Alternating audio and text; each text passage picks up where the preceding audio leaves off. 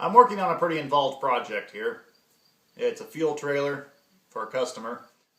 So I decided that since this is such a huge project, that I will break it down into segments. I can show building the main trailer frame, show building the fuel tank, show building the fenders, and show building the hood.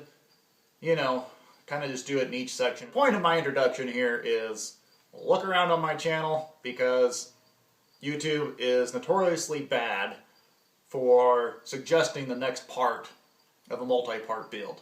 I'll try to put it in a playlist, but I don't know how well YouTube suggests playlists either. So, and this part of the video is about building the fuel tank. Well, yesterday I cut the sheets down into 4-foot and 6-foot long lengths here. Cut them down into manageable sizes that way. I didn't record it because I had my wife helping, and it is extremely windy. The main fuel tank is going to be 6 foot by 4 foot, so it'll be 6 foot long, 4 foot high, 4 foot wide.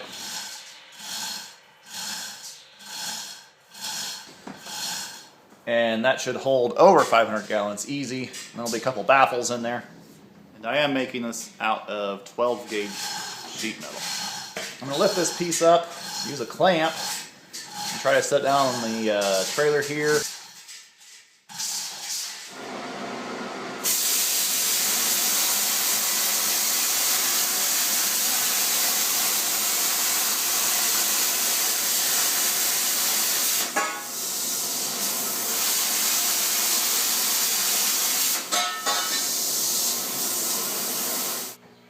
Oh, YouTube. I don't know what is going on with my camera work lately. I swear it was recording. Beginning to wonder if this camera's shutting off or something on its own. I'm putting a drain sump on the bottom of this thing. It's going to be kind of a water trap incorporated thing. It's tapered both directions, so if it freezes, if the water freezes, it'll expand out both ways instead of just, you know, making it break. Now it's hot as heck, I can't show you. I got a weld-in threaded flange stuck in the bottom down there. I get those off the surpluscenter.com. I made that little sump. So there you go. That's all you need to know. So the next thing I'm going to do is cut out a hole in this sheet and put this sump in. That way we can get the base of this tank set up, and then we're going to start putting the sides and ends on. I don't know which order I'm going to do exactly. Anybody seen my pliers? Ooh, pliers. There. Oh, right over there. Over there.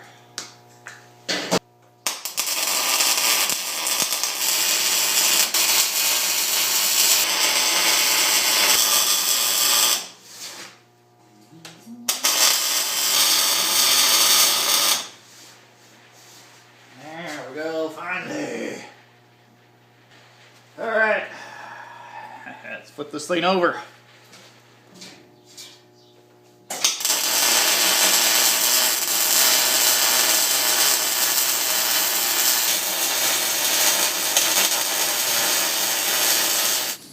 And I need to spend a little time with the angle grinder and flat disc going around the entire perimeter of this thing, because I want to make sure that I get rid of as much mill scale as I can and get the cleanest metal that I can before I start welding. The cleaner the metal is, the less chance I'll have for leaks. Got the front piece there tack welded in place, and I actually wanted this front piece forward of this bottom piece, so I put this scrap piece under there, so this piece is on top of the scrap piece. I hope that makes sense. But I actually cut the side pieces, ones that'll go here on the side, that's why they're side pieces, a 1/4 inch longer than the bottom piece. That way they will overlap this piece. So it's kind of all interlocks and whatnot. It's kind of a puzzle piece. And at this point, it became really difficult to film what was going on. But I'm over there on the other side of it, trying to get stuff to line and trying to get it tack welded in place. So since I'm building the fuel tank here, I thought I would ask you, did you hear about the 2 fish that were in the tank? One looked at the other and said, "You take the gun and I'll drive." Did you also hear about the 2 soldiers that were in the tank? One looked at the other and said, "Blah, blah, blah, blah, blah, blah." Then it's time to put in the baffles. Fairly simple design there. All I did was make it the right width and height. Cut off the corners here. That way diesel fuel can get by in the corners. Made a half moon out in the middle and then 2 holes there. Just so diesel can slowly get through back and forth. There is one thing I do want to mention on the building of this tank, and that is be very, very careful when using the MIG welder. You know, argon settles in the bottom. It's heavier than oxygen, it goes to the bottom. So if you get inside that tank and start welding like that bottom seam, you can suffocate yourself in there pretty quickly because you're displacing all the oxygen with argon. It'll build up in the bottom. I have the baffles put in. So I clamped a angle iron to this side to try to keep everything straight, and it's all nice and straight and pretty. Well, I test fit the piece, the lid, I guess I should say, and it's pretty darn close. There's a little bit of gap, you know, a couple places, but I can weld that, no problem. So, like up here, it's a gap, but you know, that's just the front being warped out. Push it in, it touches, no problem. So, test fit complete. Now I'll cut the holes in it to put the bungs, one up here and one back there in that corner. And then we'll stick it back up here and weld it on. Oh yeah, I gotta finish welding the inside of this tank though.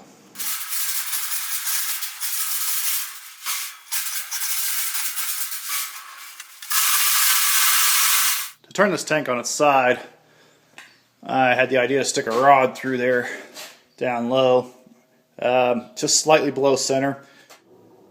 It's a 1-inch shaft. Cut some tabs out on the plasma table real quick.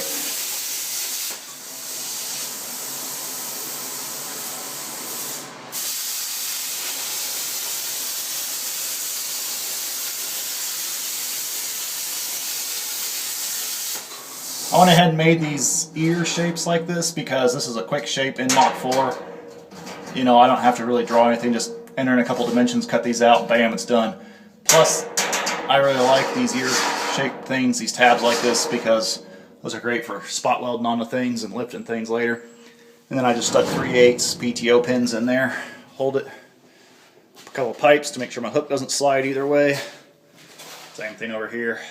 Obviously puts a little bit of side load on the hoist, but feeling it by hand, it was actually very, very little side load. Very little.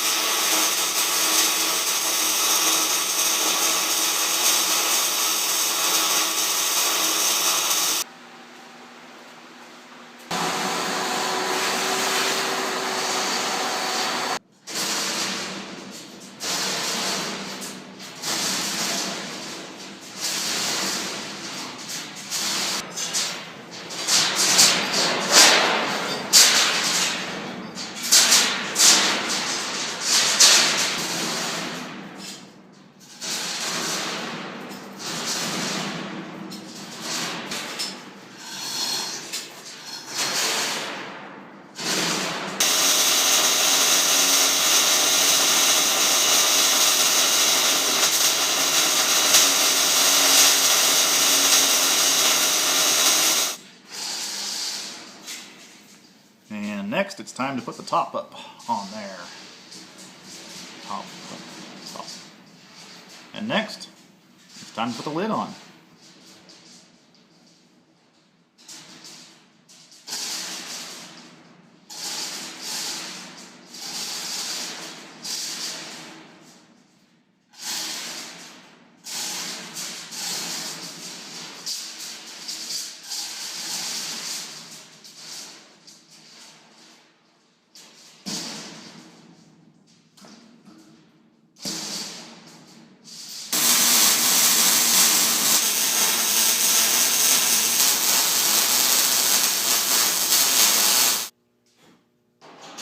And to protect the threads for these weld-in flanges, I just set a piece of scrap metal on top of them, and that keeps all the sparks from getting down in the threads, hopefully.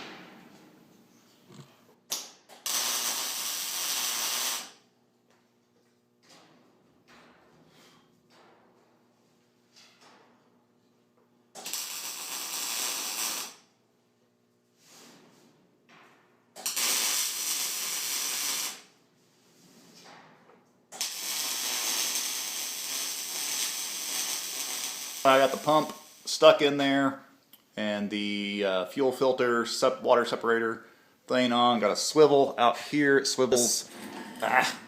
Swivel, sorry. The separator's not finished on there. Not tightened.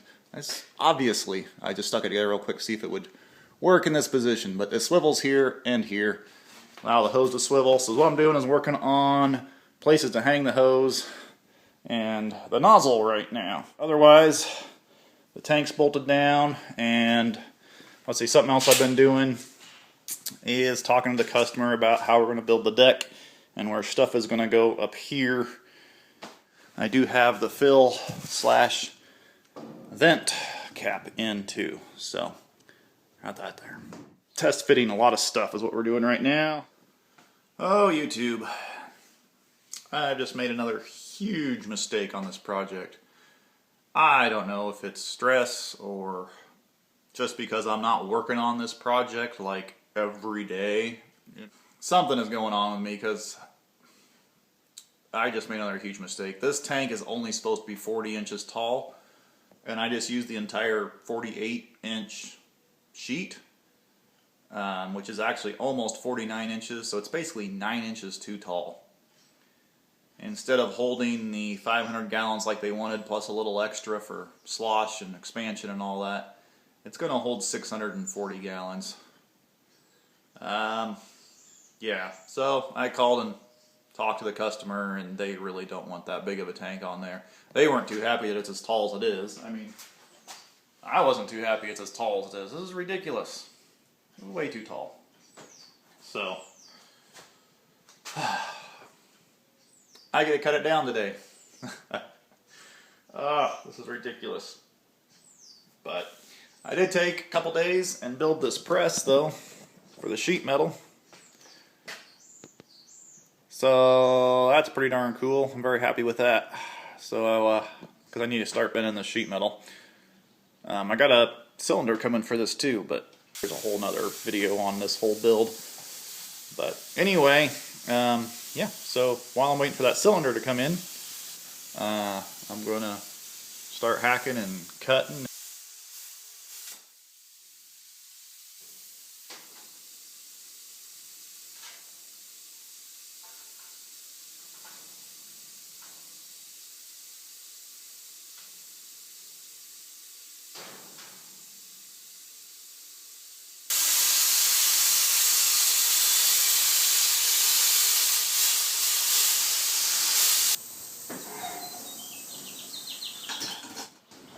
Using these magnets with this chain hoist has actually become very interesting.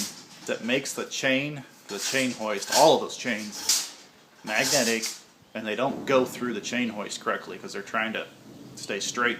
They won't bend and move like they should. Very annoying.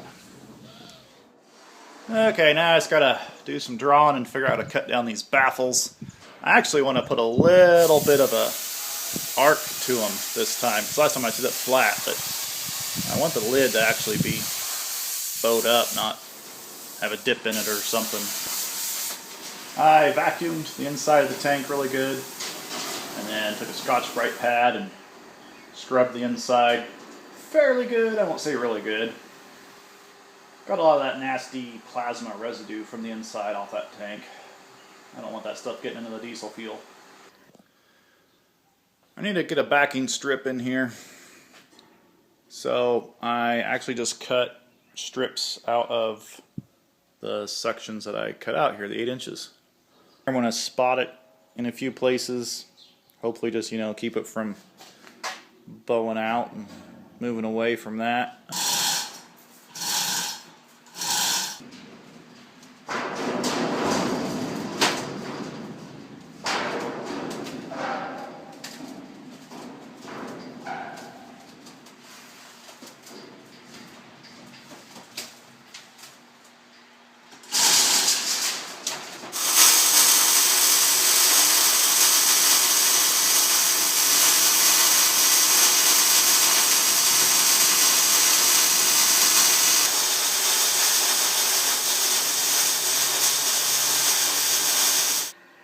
Okay, we'll interrupt my welding here for just a second. That lip was out. It was actually out on I think I showed you that side of the tank, but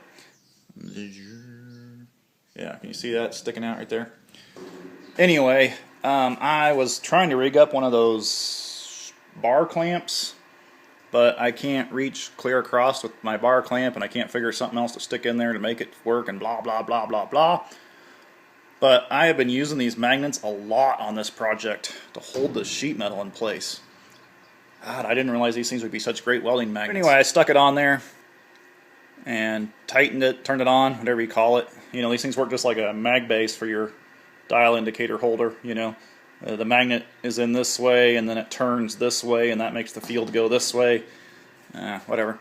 But anyway, yeah, it's just sucked it right up. That is just as flat as could be.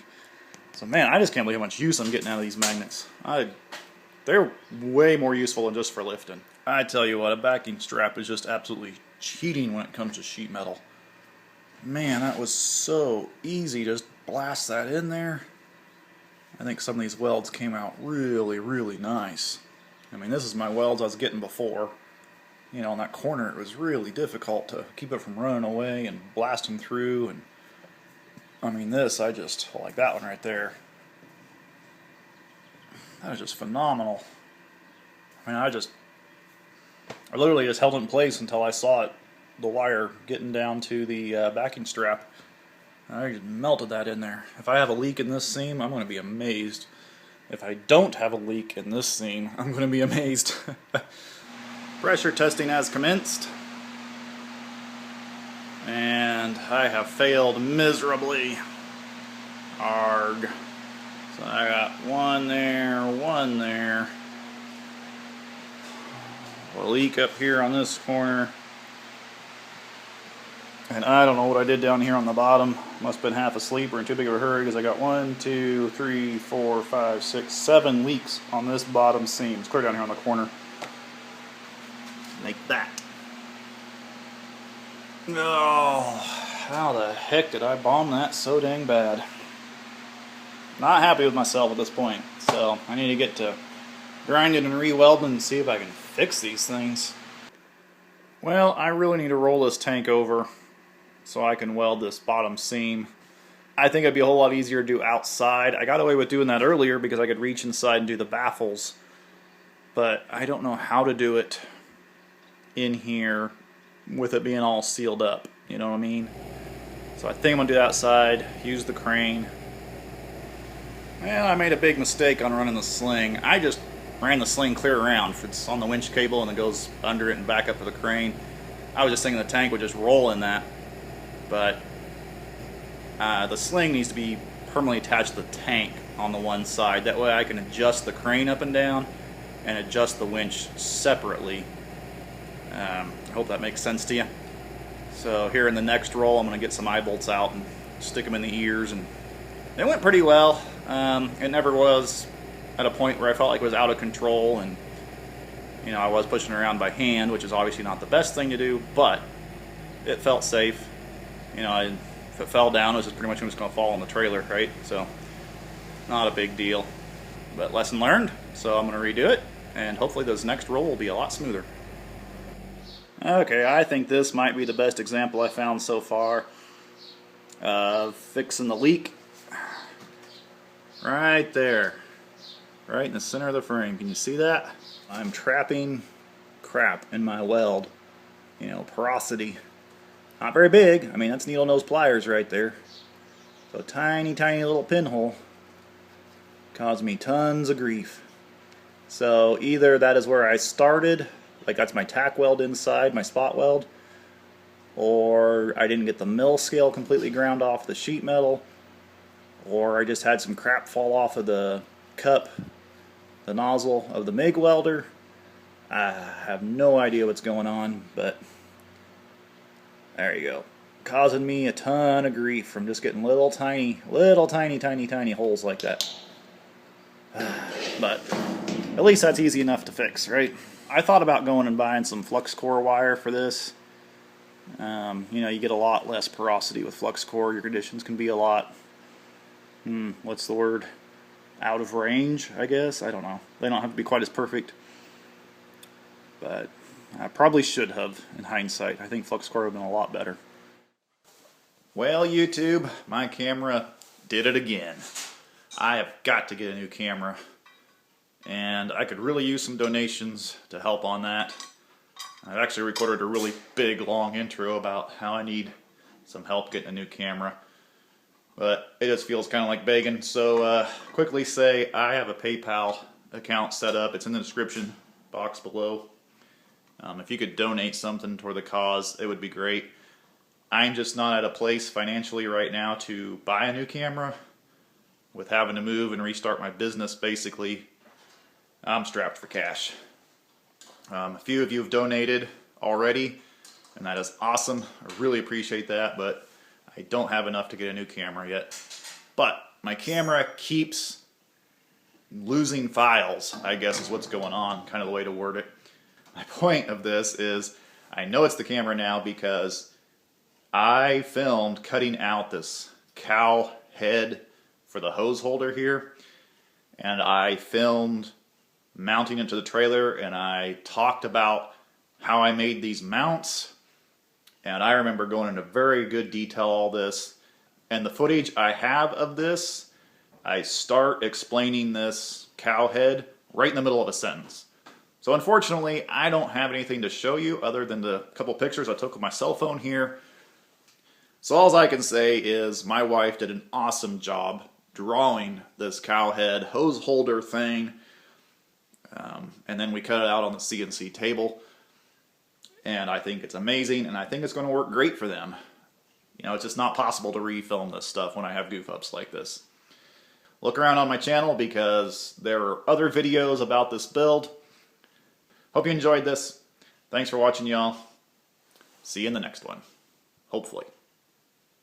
If I can record anything.